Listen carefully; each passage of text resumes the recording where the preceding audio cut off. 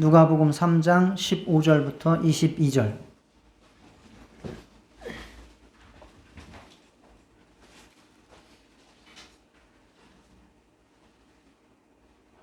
교독하겠습니다. 백성들이 바라고 기다림으로 모든 사람들이 요한을 혹 그리스도신가 심중에 생각하니 요한이 모든 사람에게 대답하여 이르되 나는 물로 너희에게 세례를 베풀거니와 나보다 능력이 많으신 이가 오시나니 나는 그의 신발끈을 뚫기도 감당하지 못하겠노라. 그는 성령과 불로 너희에게 세례를 베푸실 것이요 손에 키를 들고 자기의 타작마당을 정하게 하사 알곡은 모아 곡간에 들이고 쭉정이는 꺼지지 않는 불에 태우시리라. 또 그 밖에 여러 가지로 권하여 백성에게 좋은 소식을 전하였으나 분봉왕 헤롯은 그의 동생의 아내 헤로디아의 일과 또 자기가 행한 모든 악한 일로 말미암아 요한에게 책망을 받고 그 위에 한 가지 악을 더하여 요한을 옥에 가두니라. 백성이 다 침례를 받을새 예수도 침례를 받으시고 기도하실 때에 하늘이 열리며 성령이 비둘기 같은 형체로 그의 위에 강림하시더니 하늘로부터 소리가 나기를 너는 내 사랑하는 아들이라 내가 너를 기뻐하노라 하시니라. 아멘. 예, 지난주에는 예수님의 성장 이야기를 살펴봤습니다. 그래서 우리가 예수를 믿고 난 이후에 정말 예수님을 잃어버리지 말아야 된다. 그래서 예수님과 항상 동행해야 된다. 예수님께 내가 맞춰야 됩니다. 내가 다른 길로 가고 딴 생각을 하면 안 됩니다. 예, 꺼진 상태입니다. 그냥 두시면 됩니다. 예수님과 동행해야 되고 또 예수님을 닮아가야 되는데 예수님이 어떻게 성장하셨나? 육체적으로도 성장하셨고 또 지혜도 잘하셨고 또 사회적으로도 사람들과 좋게 지내면서 사랑스러워 가셨고 또 하나님께 영적으로도 하나님께 정말 사랑을 많이 받으셨다라고 살펴보면서 우리도 그러한 성장을 이루어 가자라는 말씀을 나눴습니다. 오늘은 예수님의 침례 이야기입니다. 성경에는 세례라고 나오는데 여러분들 성경에 보면 세례에 번호가 붙어 있죠? 그 번호 밑으로 따라 내려가면 뭐라고 설명이 나와요? 예, 세례하고 침례는 이제 같은 의미인데 어떤 형식이냐에 따라서 이제 세례냐 침례라고 합니다. 그래서 훨씬 더 성경적이고 원형적인 것은 침례입니다. 그래서 침례로 이야기를 하겠습니다. 예수님께서 이 땅에 내려오신 모든 그 삶이 공생애입니다. 예수님께서 이 땅에 오셔서 행하신 모든 삶이 공생입니다. 그렇지 않겠습니까? 예수님이 태어나신 것도 공생이에요. 그죠?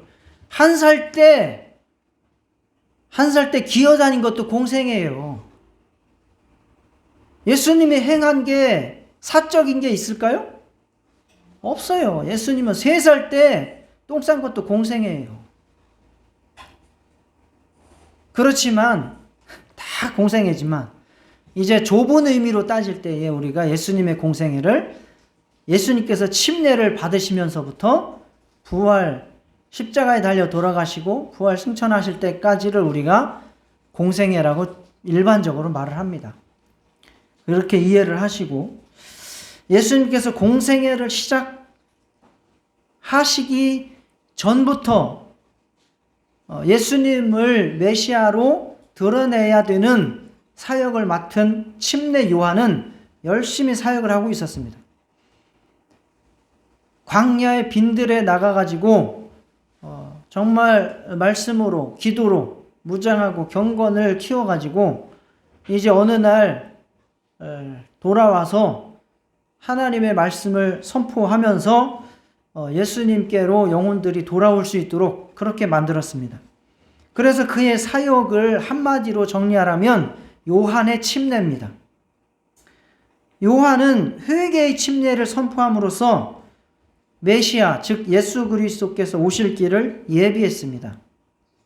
회개의 침례라는 것은 과거의 죄된 삶을 자기가 반성하고 또 후회하면서 돌이키고자 하는 마음이 가득 들어가게 만드는 게 바로 요한의 회개의 침례입니다. 그리고 그러한 마음 가운데에 하나님이 당신의 죄를 사하십니다 라고 하는 상징적인 의미로 물에 잠궜다가 끄집어내는 그 일을 행한 것이 바로 요한의 침례입니다. 이게 바로 물침례. 상징적인 의미라는 게 중요합니다. 그렇게 사람들의 심령을 가난하고 온유하고 애통하는 심령이 되게 해서 예수께로 나아가게 하는 것이 바로 요한의 사명이고 요한의 침례입니다. 이것이 결국은 율법의 사명이에요. 율법으로 우리가 구원을 받을 수 있는 것은 아닙니다. 그러나 율법은 우리를 가난하게 만들고 온유하게 만들고 겸손하게 만들고 애통하게 만들어서 어디로 인도합니까?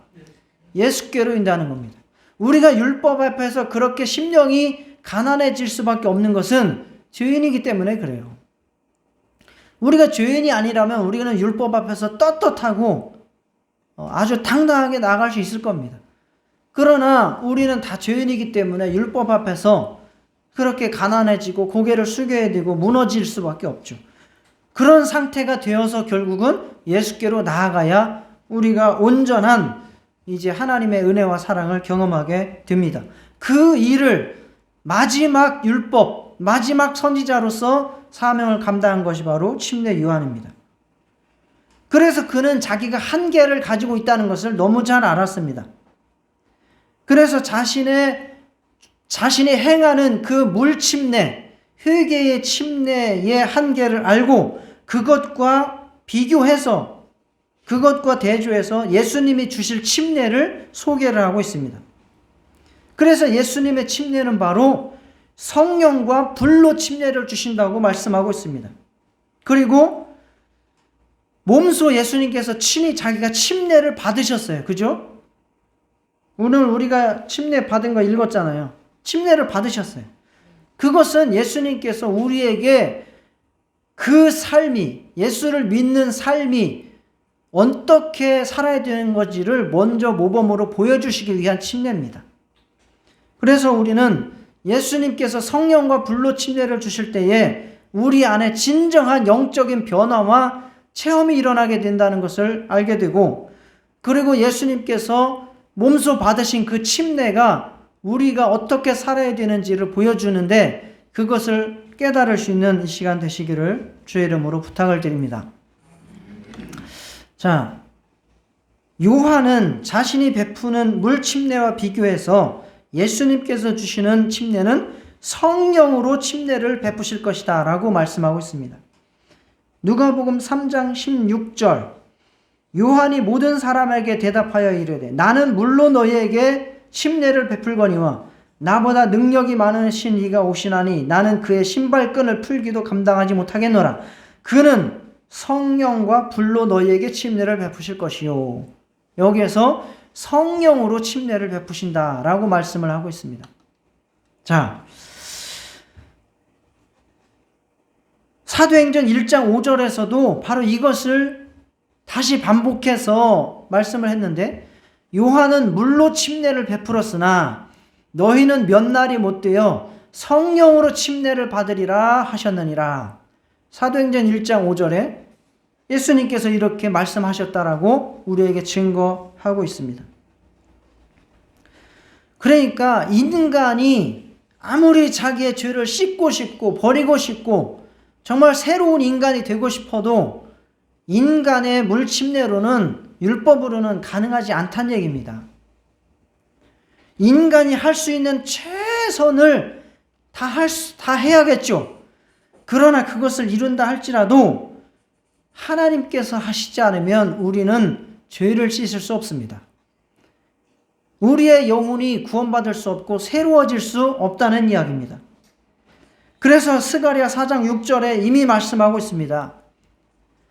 이것은 즉 성전을 짓고 우리의 인간이 구원을 받는 이러한 일들은 힘으로 되지 아니하며 능으로 되지 아니하며 오직 무엇으로 되느니라?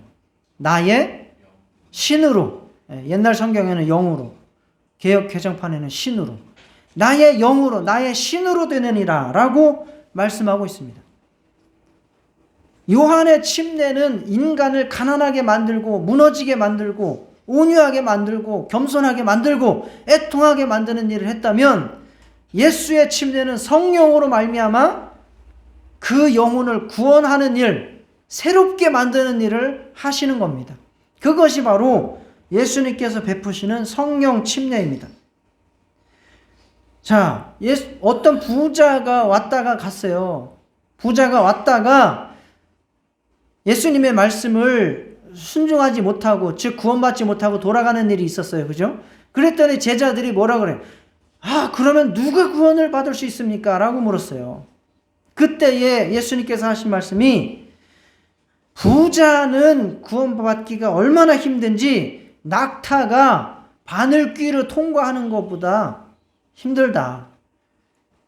낙타가 바늘귀를 통과하는 게 이게 간단한 일이 아니잖아요. 군대에서는 그런 일들도 일어나긴 한다고 해요. 근데 군대 갔다 오셨어요? 코끼리를 냉장고에 집어 넣으라고 하면 넣어야 되는 게 군대잖아요. 군대들 안 갔다 오셨구만.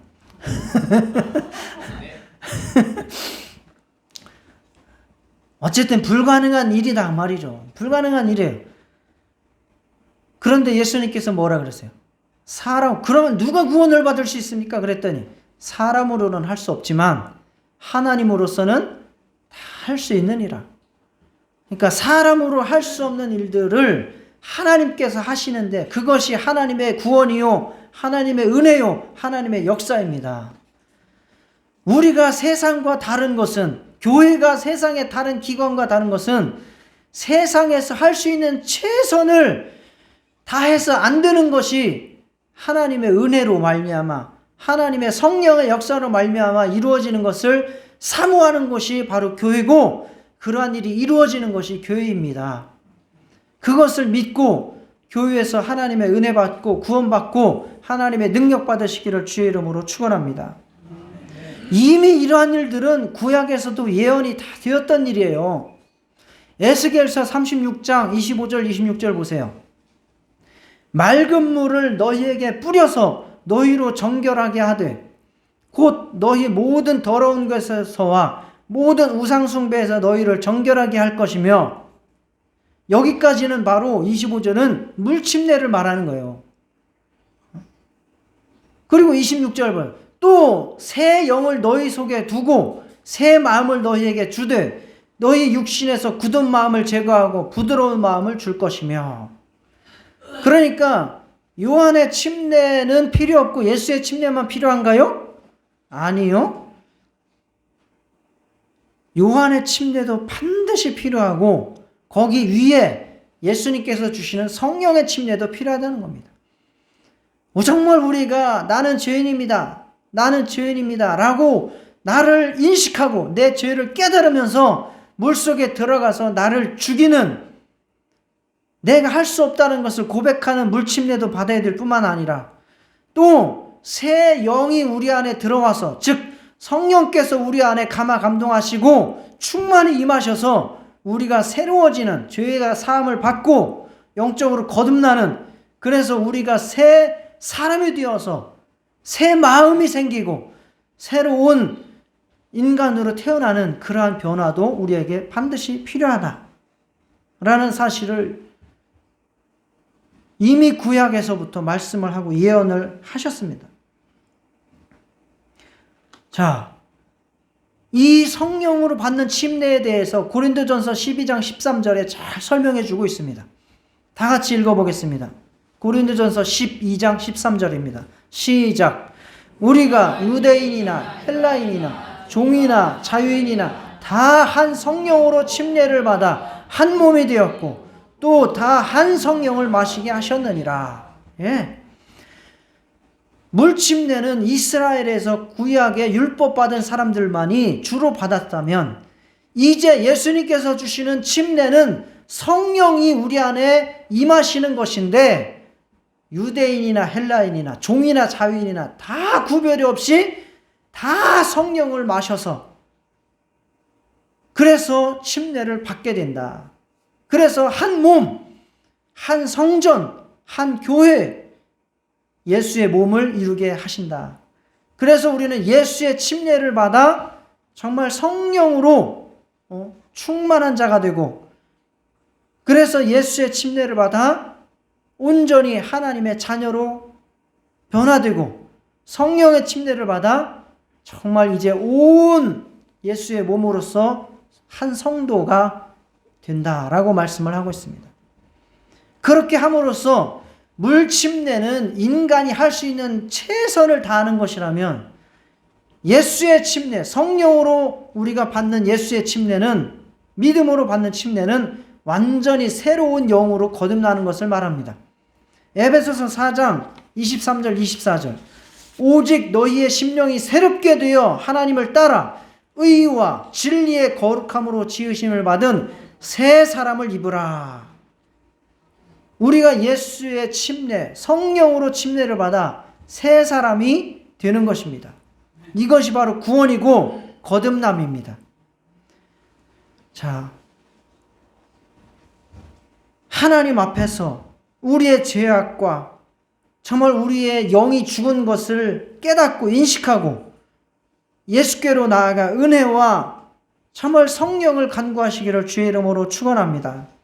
그래서 예수님이 나의 구원자요 하나님이 보내신 하나님의 메시아 그리스도이심을 우리가 믿고 그를 의지하고 따르며 성령께서 우리 안에 주시는 감동을 받고 정말 성령의 충만함을 받아서 우리가 예수 그리스도를 모신 새로운 하나님의 자녀 거듭난 사람으로 영적인 변화가 일어나는 저와 여러분 되시기를 주의 이름으로 축원합니다.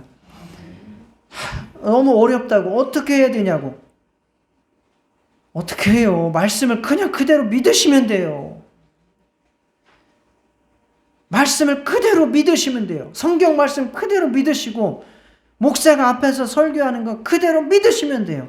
그리고 성령께서 내 안에 오셔서 나를 감화감동시켜 주시옵소서. 하나님이 내게 구원을 베풀어 주시옵소서. 정말 하나님께서 나를 구원하시니 내가 이제 새로운 사람으로 하나님의 자녀로 거듭났습니다. 감사합니다. 라고 고백하시면 됩니다. 어렵지 않습니다. 자, 한번 고백해 보시겠습니다. 주여 나는 죄인입니다. 하나님의 아들이 오셔서 내 죄를 대속하셨음을 감사합니다.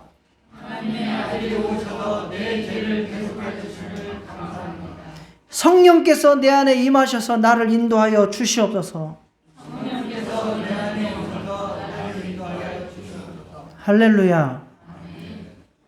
예수의 침례 받으신 줄 믿습니다. 자, 우리는 또 불의 침례를 알아야 됩니다. 성령으로 침례를 받을 뿐만 아니라 예수님께서 주시는 침례는 성령과 불로 침례를 주신다고 말씀했습니다. 성령과 불로 침례를 너희에게 베푸실 것이요. 여기에서 보면 헬라어 원어를 보면 성령과 불로 침례 앞에 전치사가 하나만 나와요. 그 얘기는 뭐냐면 성령 침례와 불 침례는 하나란 얘기예요. 하나. 여기에서 불 침례라고 할 때에 불 침례는 두 가지의 의미로 우리가 해석을 할 수 있습니다. 첫째는 불이라고 하는 것이 우리에게 유익하게 침례로 역사할 수가 있어요. 자, 그 예가 바로 사도행전 2장 3절에 나옵니다. 마치 불의 혀처럼 갈라지는 것들이 그에게 보여 각 사람 위에 하나씩 임하여 있더니, 이거 제자들이 처음에 성령 받을 때 현상이거든요. 이때에 불이 각 영혼들 위에 임하여서 그들에게 불침례가 임한 것이죠. 그래서 불이라고 하는 것이 정말 믿는 자들에게 뜨겁게 임하는 하나님의 역사, 현상, 은사, 능력 이런 것들을 말씀할 때에 불침례라고 말을 하기도 하고, 또 불이라고 하는 것이 사람의 심령을 경건하게 하고 정화시켜주고 거룩하게 만드는 역사를 합니다. 그래서 불시험이라고 하는 것이 있어요. 사람이 살면서 시험을 안 당하는 경우가 없죠. 다 시험을 당합니다. 그것이 다 불이에요.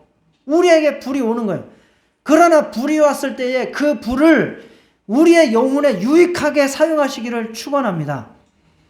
자, 금을 만들 때에 또는 철이라고 하는 것을 가지고 도구를, 연장을 만들 때에 무엇을 사용합니까? 불이요. 불을 사용합니다.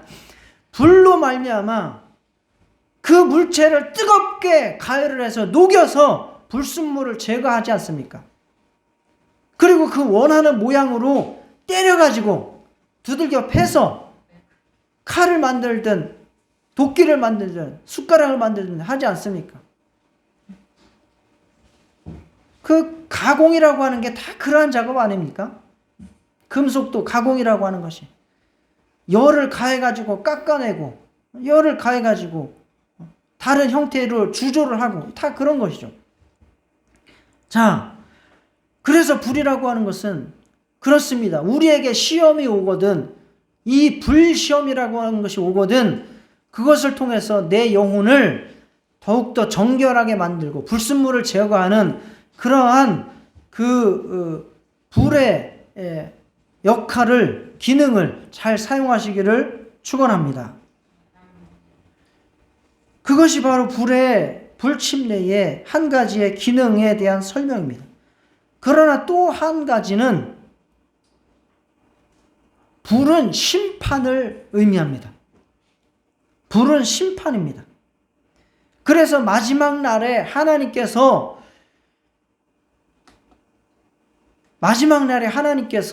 심판하실 때 뭘로 심판하신대요? 불로 심판하신대요. 너희는 저 앞에 한번 보세요. 본문에도 나왔죠. 본문에도 누가복음 3장 17절에 손에 키를 들고 자기의 타작마당을 정하게 하사 알곡은 모아 곳간에 들이고 쭉정이는 꺼지지 않는 불에 태우시라. 여기서 불이라고 하는 것은 심판, 즉 지옥을 말하는 겁니다. 그래서 예수님께서 마지막 날에 심판하실 때도 각 사람의 공적이 나타날 것인데, 그날의 공적을 밝히리니 이는 불로 나타내고 그 불이 각 사람의 공적이 어떠한 것을 시험할 것입니다. 우리가 주의 일을 행한다고 했던 그 살 모든 것을 불로 다 태워본다는 거예요. 거기에서 불로 예수님께서 그 하나님의 영광의 불로 태웠을 때에 거기에서 남는 게 있고 없어지는 게 있다는 거예요. 남는 것은 뭐만 남아요? 예, 알곡이죠. 알곡이고 순금만 남아요. 순금만. 불순물들은 즉 쉽게 말해서 우리가 교회를 다니든 헌금을 하든 봉사를 하든 뭐 전도를 하든 아니면 선행을 하든지 간에 믿음으로 행하지 않은 것들은 불태워진다 그 말이에요. 믿음으로 행한 것, 금이라고 하는 것은 성경에서 금은 믿음의 상징입니다. 믿음을 금으로 비유해요. 그래서 믿음으로 행한 것만 그날에 남고 믿음으로 행하지 않은 것들은 다 불태워진다 그 말입니다. 그것이 바로 마지막 날에 불의 심판이 임하는 거죠. 그건 심판이에요. 그거는 더 이상 뭐 다시 유익하게 하는 방법은 없어요. 우리가 살아있을 때는 시험이 오면 그것을 우리에게 유익하게 사용하면 돼요. 아시겠죠? 시험 한번 잘못 봤어도 그걸 계기로 잘 보면 돼요. 그러나 마지막 날의 불시험은 더 이상 기회가 없는 거예요. 거기서는 다 불태우면 그냥 불태워지는 거고 지옥 가면 가는 거예요. 그때 남을 수 있도록 믿음으로 행하시기를 주의 이름으로 축원합니다.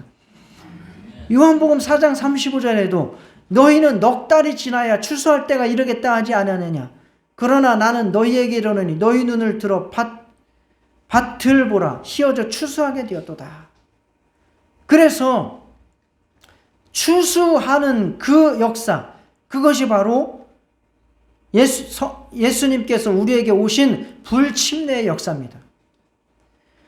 자, 성령으로 침례를 베푸는 동시에 성령으로 침례를 받는 사람은 구원을 받고 하나님의 자녀가 될 것입니다. 그죠?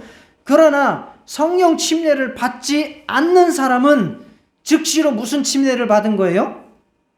불침례를 받은 거예요. 누가 말씀하셨느냐? 예수님께서 말씀하셨어요. 요한복음 3장 18절을 빨리 찾으신 분이 한번 큰 소리를 읽어주실래요? 요한복음 3장 18절.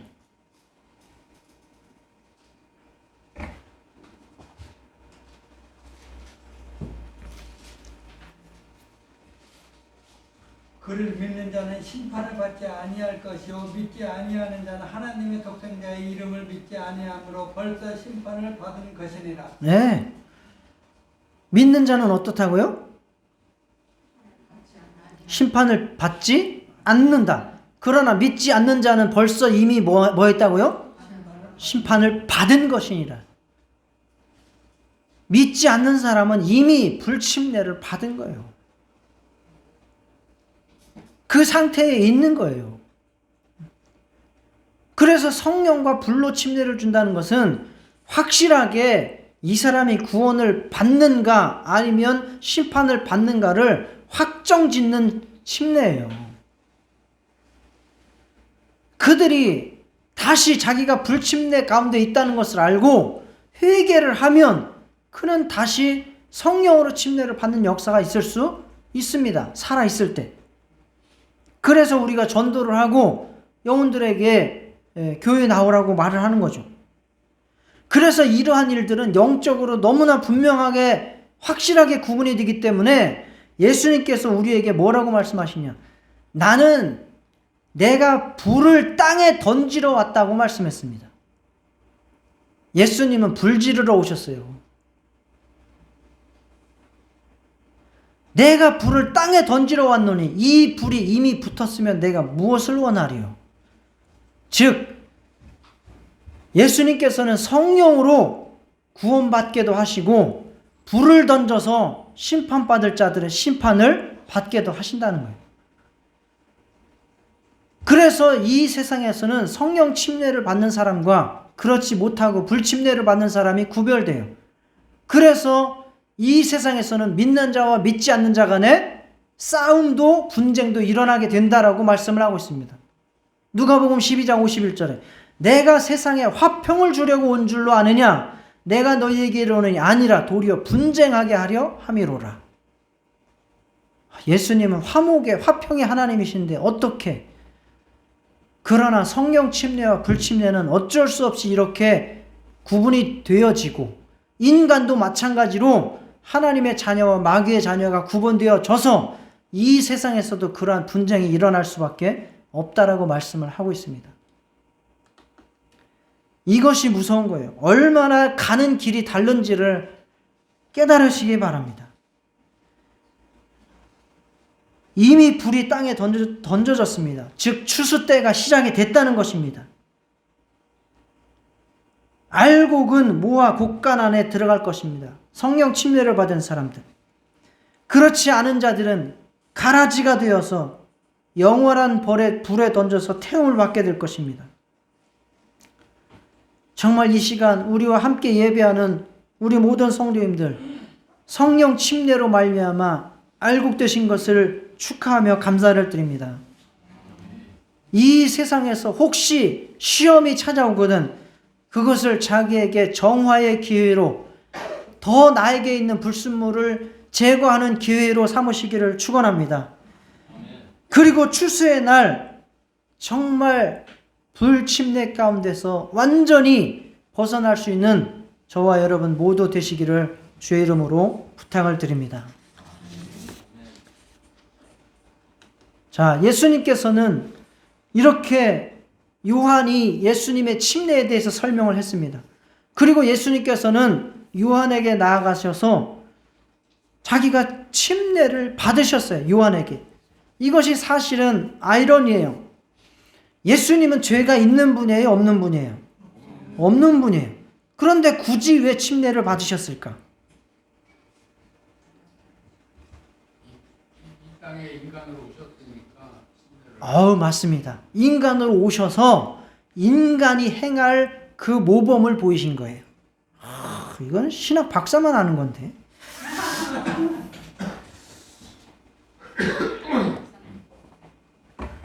간단한 것 같지만 어려운 거예요. 자, 이것은 두 가지로 제가 용어를 설명해서 말씀드릴게요. 이때 예수님의 나이가 몇 세쯤 됐어요? 30이에요. 30세쯤 되셨더라. 성경에 나와요, 분명하게. 추측이 아니에요. 이때 예수님의 나이가 30세예요. 굳이 왜 30세에? 이것은 바로 자기의 공생애를 시작하는 것을 의미하는 겁니다. 구약에서 레위인 중에서 제사장의 직분을 행하는 레위인이 있잖아요. 아론의 지파. 그들이 제사장의 공식적인 사역을 시작할 때 나이가 30세예요. 시작할 때에 정결 예식을 행하고 제사장의 그 의식이 있어요. 제사장으로 취임하는 의식. 그것을 행하고 정결례를 받음으로써 이제 제사장의 직무를 시작을 하게 됩니다. 예수님은 이 땅에 그런 구약의 불완전한 대제사장이 아니라 영적으로 완전한 대제사장이 되셔서 이제 역사를 시작을 하신다는 것입니다. 그는 하나님 앞에서 인간들을 죄를 끌어안고 하나님께로 나아가서 그 모든 죄를 사하시고 하나님과 화목시키실 사역을 하실 겁니다. 그 시작이 바로 대제사장의 침례, 바로 그 침례를 요단강에서 요한에게 받으신 것입니다. 그래서 첫 번째 예수님의 침례는 대제사장의 침례, 대제사장으로서의 침례입니다. 그리고 예수님께서 받으신 침례는 우리 인간의 연약함을 같이 체험하시는 침례예요. 히브리서 4장 15절에 이와 같이 말씀하시죠. 우리에게 있는 대제사장은 우리의 연약함을 동정하지 못하실 이가 아니요 모든 일에 우리와 똑같이 시험을 받으신 이로되 죄는 없으시니라. 그래서 대제사장이시지만 우리와 똑같이 시험을 받으신다는 거예요. 죄가 없으시지만 죄 있는 인간처럼 똑같이 그러한 입장에 서신다 그 말이에요. 인간의 연약함과 인간의 죄성을 그대로 마음으로 느끼시고 체험을 하신다는 거예요. 그래서 예수님께서 이 요한에게 받은 이 침례를 모범 침례라고 합니다. 이그젠플러리 베프티즘, 모범 침례. 주님은 우리의 모범이 되기 위해서 침례를 받으신 것입니다. 이 침례의 본질적인 의미가 바로 로마서 6장 4절입니다. 자, 한번 같이 읽어볼까요? 시작.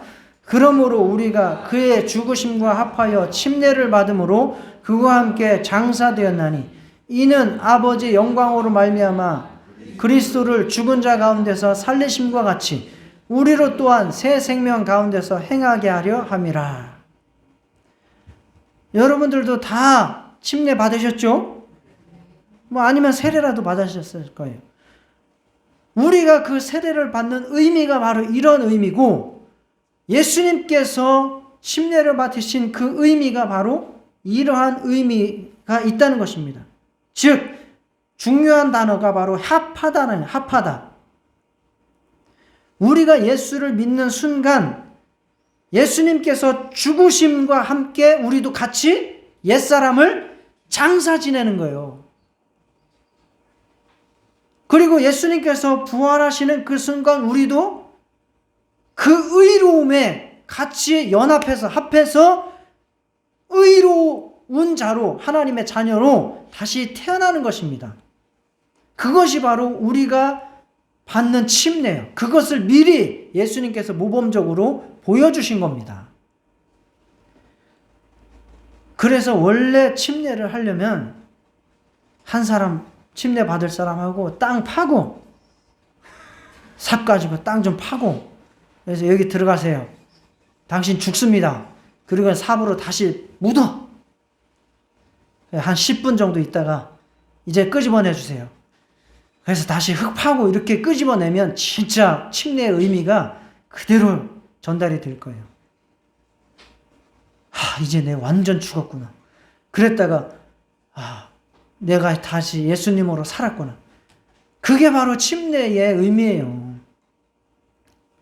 그 믿음을 고백하는 거죠.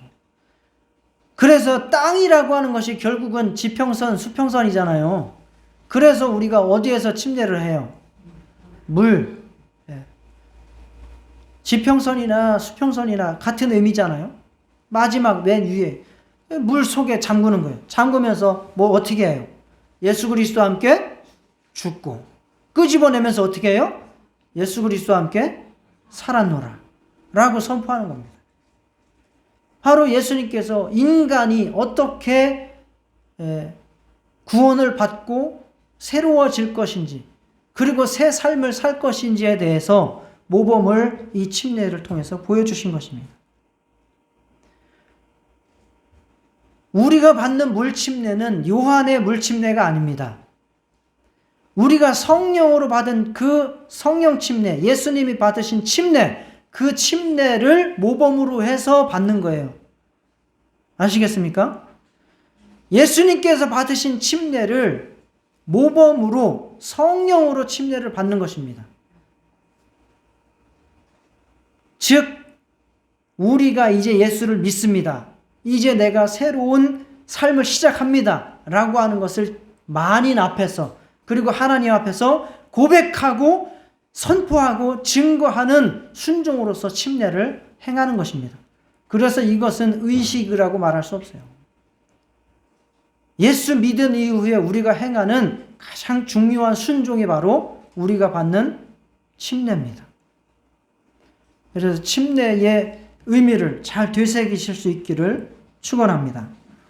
이때에 예수님께서 딱 받으셨을 때에 삼위일체의 역사가 일어나는데 바로 성령께서는 비둘기 같은 형상으로 임하시고 하늘에서는 무슨 소리가 들려요? 너는 내 사랑하는 아들이라 내가 너를 기뻐하노라 라고 하는 음성이 하나님의 아들이 성령이 임하시고 하늘에서 아버지가 영광을 받으시는 이러한 삼위일체의 역사, 그것이 바로 우리 성도 가운데 일어나는 것을 믿으시기 바랍니다. 우리가 받는 침례 가운데 일어나는 것을 믿으시기 바랍니다. 초대교회 당시에 많은 그리스도인이 이러한 믿음의 고백을 했습니다. 침례를 받았습니다. 그러나 이렇게 침례를 받은 동시에 바로 유대인들의 박해가 시작됐다는 사실을 기억하시기 바랍니다. 그럼에도 불구하고 그들은 나는 하나님의 자녀로 살 것입니다. 나는 예수 그리스도와 함께 죽고 이제 새로운 인생, 하나님의 자녀로서의 삶을 살 것입니다. 라고 선포하면서 침례를 받고 그러한 삶을 살아나갔습니다. 왜? 하나님이 기뻐하시기 때문에. 정말 우리도 예수 그리스도와 함께 죽고 예수 그리스도와 함께 부활하는 믿음으로 침례를 순종했습니다. 그렇다면 우리도 예수님께서 이 침례를 시작으로 대제사장의 그 사역을 본격적으로 시작하신 것처럼 우리도 이제 새로운 사명, 새로운 삶을 살아나갈 수 있는 저와 여러분 되시기를 주의 이름으로 축원합니다. 자, 양심적 후회와 반성과 선행에는 한계가 있습니다. 예수님의 성령에 의한 그 영적인 침례 우리가 다 믿음으로 받으시기를 바랍니다. 그래서 불심판을 피하고 이제 마지막 날에 다 하늘나라의 알곡으로 참여하게 되시기를 주의 이름으로 축원합니다. 정말 이제 우리가 그러한 믿음으로 침례를 받았으니 이제 이 땅에서 하나님의 자녀로서의 빛으로서의 사명을 잘 감당해 나아가는 그러한 새 출발이 오늘 이 시간 이루어지기를 주의 이름으로 축원합니다. 다 같이 기도하시겠습니다. 하나님 아버지, 참으로 우리가 이 세상에서 이제 육신의